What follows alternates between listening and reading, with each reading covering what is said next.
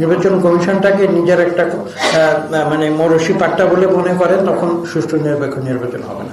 এবং সেই কারণেই কিন্তু আমরা বলেছি, সবাই বলেছিলেন একসময়, যে একটা যদি সরকার থাকে, কেয়ারটেকার বা ইন্টারিম বা তত্ত্বাবধায়ক যেই নামেই ডাকি না কেন, যখন এই সরকারে যারা থাকবে তাদের যখন নির্বাচনী, আমি কিন্তু ক্লিয়ার করে দিচ্ছি, এই সরকারের তত্ত্বাবধায়ক ইন্টারিম সরকারের যারা থাকবেন তাদের যখন নির্বাচনী ফলাফলে কোনো ইন্টারেস্ট থাকবে না, এটি কিন্তু মুশকিল।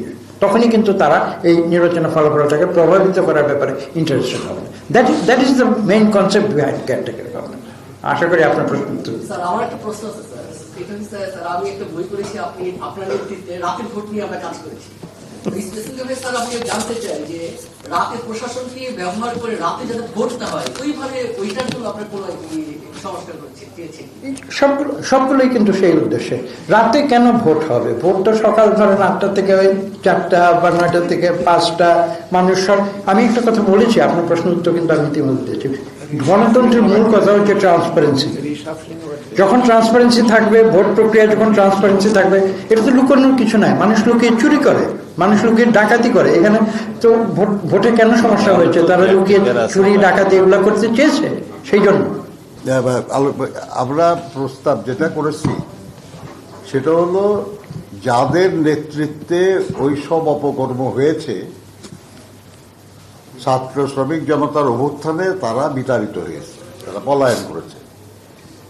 যাদের মাধ্যমে অপকর্ম করা হয়েছে তাদের ব্যাপারে আমরা তদন্ত করে তাদের ব্যাপারে ব্যবস্থা নেওয়ার কথা বলেছি, এবং ওই ধরনের লোকরা যাতে নির্বাচনী প্রক্রিয়া না থাকে সেটা আমরা প্রস্তাব করেছি।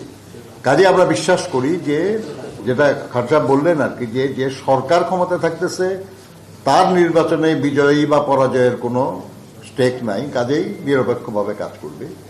আর যারা নির্বাচনী প্রক্রিয়ায় যুক্ত থাকবে, তাদের মধ্যে যারা এই ধরনের অপকর্মের সঙ্গে আগে যুক্ত ছিল কিংবা যুক্ত হতে পারে, তাদের ব্যাপারে কার্যকর ব্যবস্থা নিয়ে এমন লোকদেরকে নিযুক্ত করা যারা এই ধরনের অপকর্মে যুক্ত হবে না, সেই চেষ্টা করা। আমার প্রশ্ন ছিল যে আমরা আসলে আমি লিখিত বক্তব্যটা পেলে একটু স্পেসিফিক হবে। আপনারা যে আরপিও, তারপরে নির্বাচনী সীমানা যে ধরনের সংস্কার দিচ্ছেন, মোটা থাকে 10টি এবং 17টি, কাগজ পেলে আমরা স্পেসিফিক বুঝতে পারবো। আমরা আপনাদের বক্তব্যে কি ধরনের কি পয়েন্ট আপনারা দিয়েছেন এটা আমরা আসলে বুঝতে পারি। এটা একটা বিষয় যে কাগজে কি ক্লিয়ার হবে কিনা, স্পেসিফিক বুঝবো কিনা, যে কি ধরনের আপনারা সংস্কার দিয়েছেন, মানে বিদ্যমান যা আছে কি প্রস্তাব দিয়েছেন সংস্কার সুপারিশ করে। আরেকটা বিষয় যে বাড়ি বাড়ি গিয়ে ভোটার তালিকার যে বিষয়টা বলা হয়েছে, এটা ভোটকে বিলম্ব করবে কিনা, আমরা সেই সঙ্গে করছি ভোটকে বিলম্ব করবে কিনা, যে বাড়ি বাড়ি গিয়ে যে তালিকাটা করার উদ্যোগ নেওয়া হচ্ছে, সেটা আসছে যে নির্বাচন সেটাকে বিলম্ব করবে কিনা, সেটা মনে করেন কিনা। আর এবং স্পেসিফিক আমরা টাইম লিমিট দিয়ে দিয়েছে বোধহয়, মার্চের 2 তারিখ পর্যন্ত টাইম লিমিট। আপনি যে প্রশ্নটি করেছেন আমরা কিন্তু ইতিমধ্যে উত্তর দিয়ে দিয়েছি আপনার প্রশ্নের উত্তর আগে। অপ্রয়োজনীয় একটা হচ্ছে যে আপনারা সীমানার ব্যাপারে কি সীমানা পুনর্নির্ধারণ পরে করা হয়েছিল, এখন যে সীমানার যে অবস্থা আছে এই সীমানা বহাল রেখে কি নির্বাচনের প্রস্তাবনা দিয়েছেন কিনা, নাম্বার 1। দ্বিতীয় হচ্ছে এখনই বললেন যে আসলে যারা অভিযুক্ত ছিল এর আগে নির্বাচন প্রক্রিয়ার সাথে, তাদেরকে না রেখে নতুন করে, তো গভর্নমেন্টের আসলে আপ টু বটম সবাই তো নির্বাচন প্রক্রিয়ার সাথে জড়িত থাকে, এই কোটা ম্যান পাওয়ার আপনি বলবেন। আপনি প্রথম প্রশ্নের যেটা করেছেন, যে দ্বিতীয়টাই আগে বলি, যারা নির্বাচনী প্রক্রিয়ার সঙ্গে যুক্ত থাকেন, আমি কিন্তু অনেক আগে বলেছিলাম যে ঢাকায়, এই যে আগে বিগত সরকার ছিল, ঢাকায় কম্পিউটারে 4টি বাটন টিপ দেয়, আপনাদের মনে আছে কিনা জানি না। একটা হচ্ছে ডিসি, দ্বিতীয় বাটন হচ্ছে এসপি, তৃতীয় বাটন হচ্ছে টিএনও এবং চতুর্থ বাটন হচ্ছে ওসি। এগুলো কিন্তু মূল এই 4জন। এবং ঢাকা থেকে আমি বলছিলাম যে এই 4টি বাটনে কম্পিউটারে টিপ দেওয়া হয়, 300 আসনের নির্বাচনী রেজাল্ট শিট প্রিন্টার থেকে বেরোতে আসে। তো কাজে আপনার যদি এই কনসেপ্টটা একটু চিন্তা করেন তাহলে বুঝবেন আসলে লক্ষ লক্ষ সবাই আসলে সরকারে 20 লক্ষ কর্মকর্তা কর্মচারী আছে, 20 লক্ষ কর্মকর্তা কর্মচারী নির্বাচনের সঙ্গে জড়িত হয় না। আমি বলেছি হয়তো 1 লক্ষ হতে পারে বা 2 লক্ষ হতে পারে। তো কাজেই এইটা শোনেন, ইচ্ছা যদি সৎ থাকে, অনেস্ট, এগুলি সমস্যা সমাধান করা কোনো কঠিন নয়। এটা একটা কেয়ারটেকার গভর্নমেন্ট। আমি একটা প্রত্যক্ষ উদাহরণ দিই। আপনারা কি ভুলে গেছেন, বা আপনারা তো অনেকেই আপনারা দেখেন নাই, 1991 সালে কিন্তু একটা কেয়ারটেকার গভর্নমেন্ট 3 মাসের ভিতরে, যে 90 ডেজ একটা নির্বাচন করেছিল, যে নির্বাচন এখনো বাংলাদেশের নির্বাচনের ইতিহাসে একটি শ্রেষ্ঠ নির্বাচন হিসেবে বিবেচিত হয়। কাজে এগুলো আসলে কোনো সমস্যা নয়, এগুলো অনেক প্রশ্ন করতে পারবেন, অনেক উত্তর দেওয়া যাবে, কিন্তু মূল কথাটি হচ্ছে যে শোনেন, আমাকে আমার হৃদয়কে প্রশ্ন করতে হবে, আমি কি অনেস্টলি একটা সুষ্ঠু নিরপেক্ষ নির্বাচন করতে চাই কিনা। করতে চাইলে করাটা কোনো সমস্যা। আমি যদি না করতে চাই, আমি হাজার রকমের কন্ট্রাপশন তৈরি করতে পারি। বলে মানে ব্যাপারটা হচ্ছে যে, মানে ধরেন একটা জেলায় একজন রিটার্নিং অফিসার ছিল, সহকারী রিটার্নিং অফিসার ছিল। আপনার কি মনে হয় আর কি যে ওই পদের আর লোকজন নাই আমাদের? 1, 2 নম্বর, আমরা কিন্তু এই কথাও বলি নাই যে তাদের সবাইকে বদলায় দিতে হবে। আমরা বলেছি যে তদন্ত করে যাদের বিরুদ্ধে এই ধরনের অপরাধের অভিযোগ থাকবে তাদের বদলাতে হবে।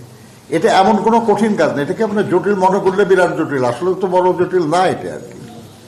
কথা বুঝতে পারছেন? আরেকটা হলো যে মানে এটা সব সময় হয়েছে। আরেকটা হলো যেটা আপনার এই যে সিটের ব্যাপারে যেটা বললেন, ডিলিমিটেশনের ব্যাপারে যেটা বললেন, এটা আমরা চাই বা না চাই, আমরা তো উনি বলেছেন যে একটা সময়ে বিএনপিকেই টার্গেট করে সিটের ভাগাভাগি হয়েছে। যেমন মুন্সিগঞ্জ, মানিকগঞ্জে সব সিট আমরা পাইতাম, সীমানা আপনার ওখানে সিট কমায় দেওয়া হয়েছে। কথাটা বুঝতে পারছেন? এরকম ধরনের হয়েছে তো ঘটনা আর কি। কিন্তু এটা সমাধানের জন্য তো খালি আমাদের প্রস্তাবের কোনো খুব একটা জরুরি না। প্রত্যেক নির্বাচনের আগে এটা নির্বাচন কমিশন থেকে এটা একটা নোটিফিকেশন হয় যে আসন পুনর্বিন্যাসের ব্যাপারে কারো কোনো প্রস্তাব আছে, আপত্তি থাকলে। হ্যাঁ, আমরা নীতিগতভাবে আমরা ডিলিমিটেশন একটা প্রস্তাব করেছি, নজরুল ভাইকে সহযোগিতা করছি। যোগাযোগ ব্যবস্থা, ভৌগোলিক অখণ্ডতা এবং ভোটারের সমতা, তিনটাকে সামনে রেখে এটা ডিলিমিটেশনের এটা বেসিস সবসময়। কিন্তু কোনো বিশেষ উদ্দেশ্যে এটা অনেক সময় অন্যরকম করা হয়। তো এই নিয়ে অভিযোগ করে, এই নিয়ে বা তদন্ত করে ডিসিশন যে কোনো সময় নেওয়া যাবে আর কি। এইটার জন্য নির্বাচন বিলম্বিত হওয়ার কোনো কারণ নেই। বেসিক হচ্ছে এগুলো উপসর্গ, আপনারা যা বলছেন এগুলো উপসর্গ। রোগ হচ্ছে কেয়ারটেকার সরকার না থাকাটা। কেয়ারটেকার সরকার পুনর্বহাল হলে এই সমস্ত উপসর্গ আর থাকবে না। আর যে সমস্ত প্রশ্ন আপনারা করেছেন, এই যে অফিসারদের নিয়োগ ঠিক, এগুলো সবই হচ্ছে উপসর্গ, এগুলো কিছু থাকবে না। ফেয়ার ডিলিমিটেশন, সাংবিধানিক সাপোর্ট, লিগ্যাল সাপোর্ট এবং ডিলিমিটেশন প্রপার আর কেয়ারটেকার ইন প্লেস, এগুলো যদি হয় সুষ্ঠু নির্বাচন হতে বাধ্য।